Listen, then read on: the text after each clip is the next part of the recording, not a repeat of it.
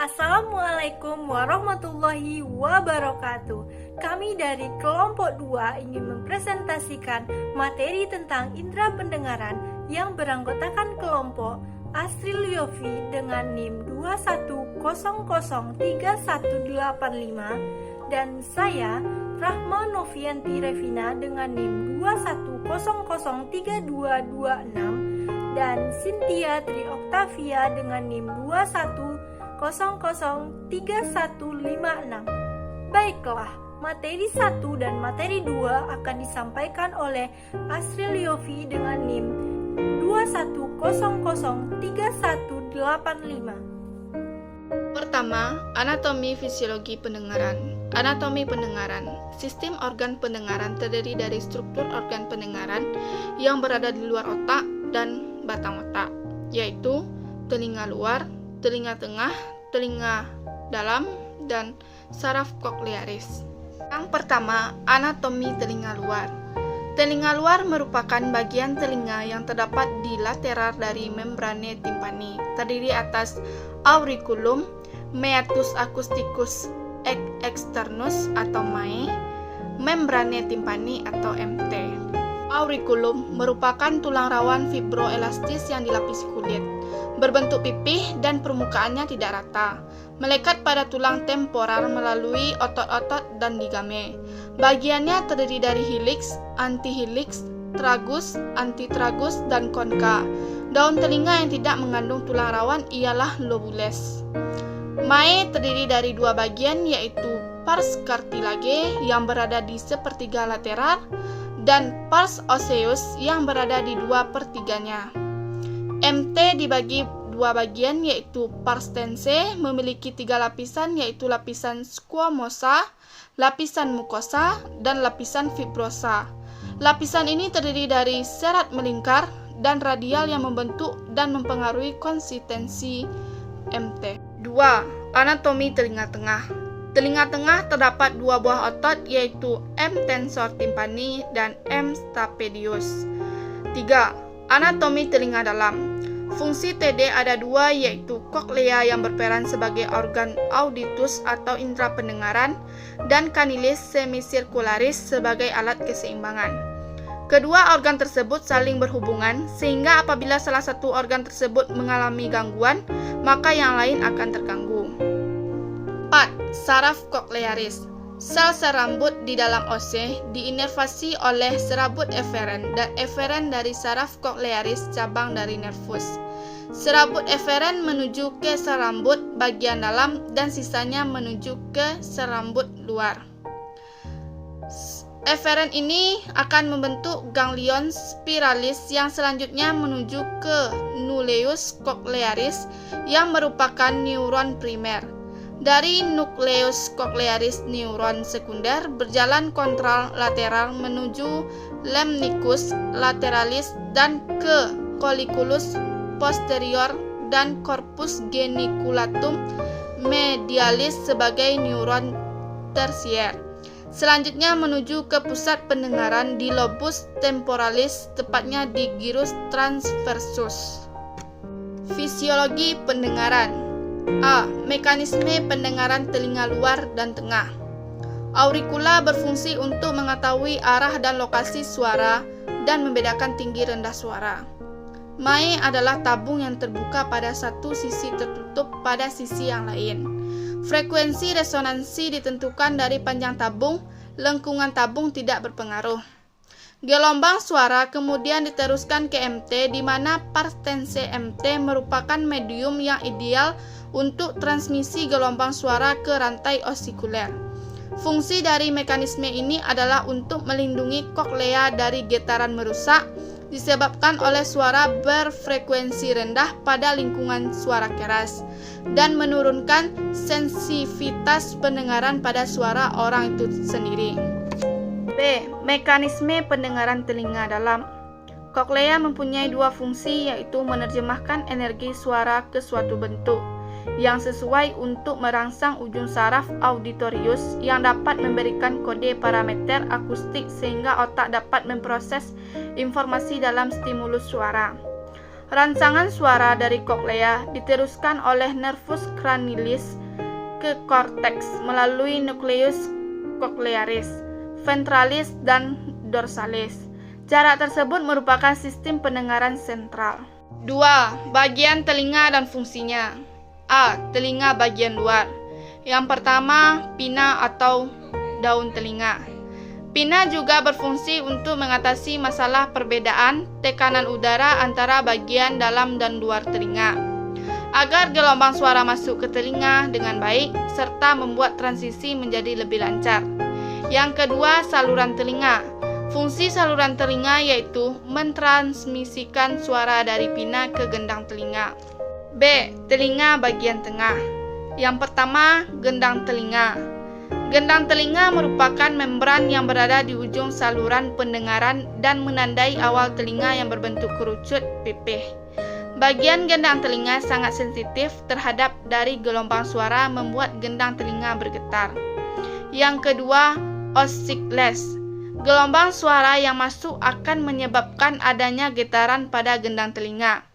Kemudian dari getaran tersebut akan dilanjutkan ke ossiculus yang akan memperkuat suara tersebut dan mentransmisikan suara dari membran timpani ke telinga bagian dalam.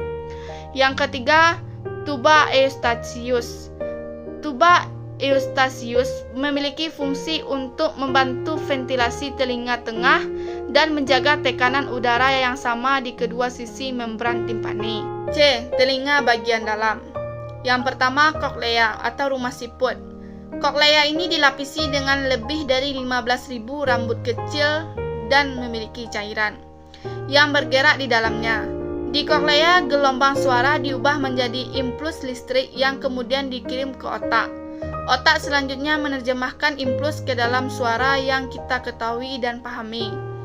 Yang kedua, vestibular. Bagian penting dari telinga lain adalah untuk mengatur keseimbangan. Bagian penting tersebut terdiri dari utricle dan sacule, yaitu sel rambut yang menjaga keseimbangan posisi kepala terhadap gaya gravitasi.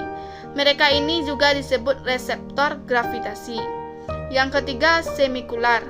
Semikular merupakan saluran setengah lingkaran yang terdiri dari 3 saluran berbeda, yaitu kanalis semicircularis horizontal, kanalis semicircularis vertikal atas, dan kanalis semicircularis belakang, di mana masing-masing kanalis ini terdapat ampula.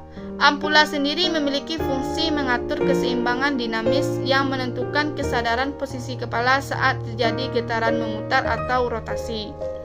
Selanjutnya, materi 3 dan materi 4 yang akan dibacakan oleh saya sendiri, Rahma Novianti Revina dengan NIM 21003226.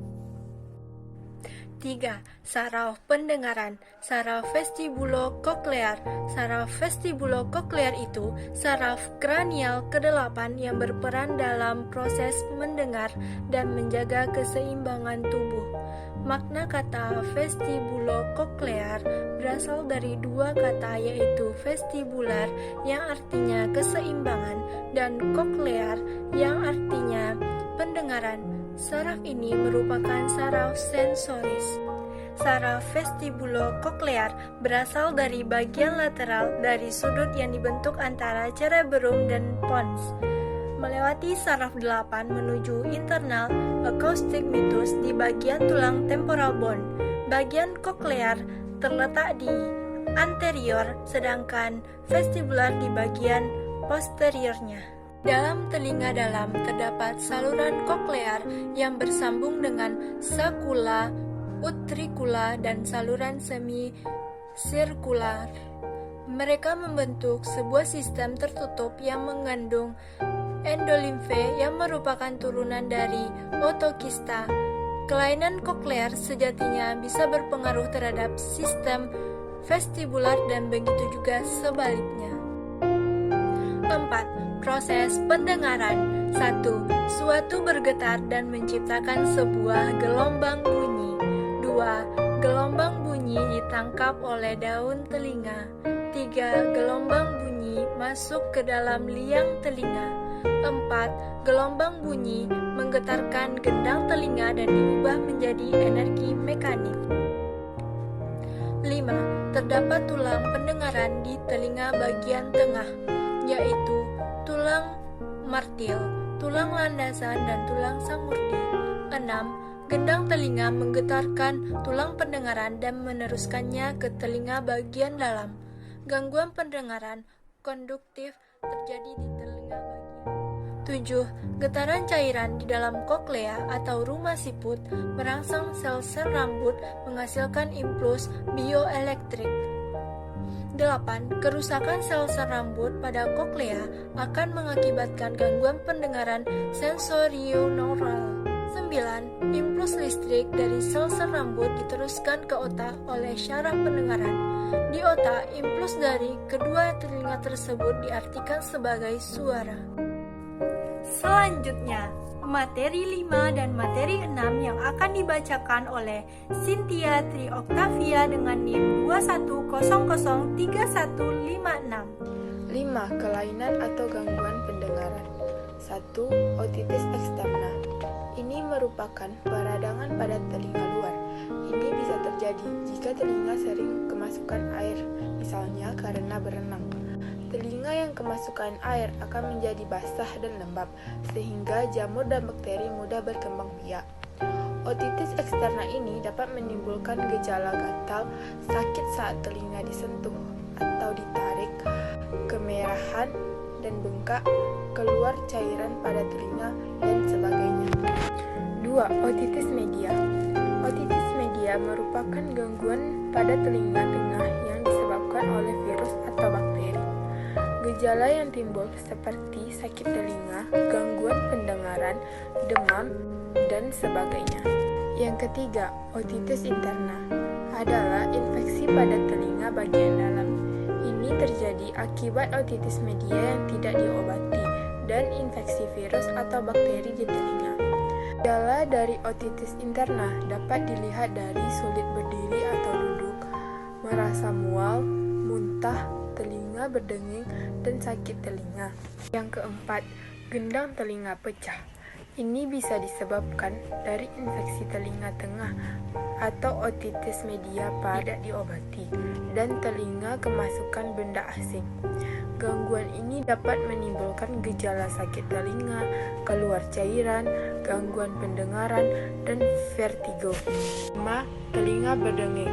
Ini disebabkan oleh gangguan pada sel saraf di dalam telinga, panuan, dan kebiasaan mendengarkan volume kencang, baik dalam jangka yang lama maupun jangka yang sebentar. Yang keenam, kolesteatoma. Ini disebabkan oleh pertumbuhan jaringan kulit yang tidak normal pada gendang telinga. Terakhir, otosklerosis. Pada kondisi ini, tulang pendengaran dalam telinga kaku dan tidak dapat bergerak dengan baik. Ini dapat membuat penderita sulit mendengar dan sering mengalami telinga berdenging. Materi ke-6, cara pemeriksaan pendengaran. 1. Dapat melakukan tes bisik. 2. Dapat melakukan tes Garputala. Yang ketiga, dapat melakukan tes audiometri tutor. Dan keempat, dapat melakukan brainstem auditory evoked response. Sekian materi 5 dan 6 dari saya kembalikan ke moderator. Baiklah, sekian presentasi dari kelompok 2. Kami memohon maaf apabila terdapat kesalahan-kesalahan kata yang baik disengaja maupun tidak disengaja. Assalamualaikum warahmatullahi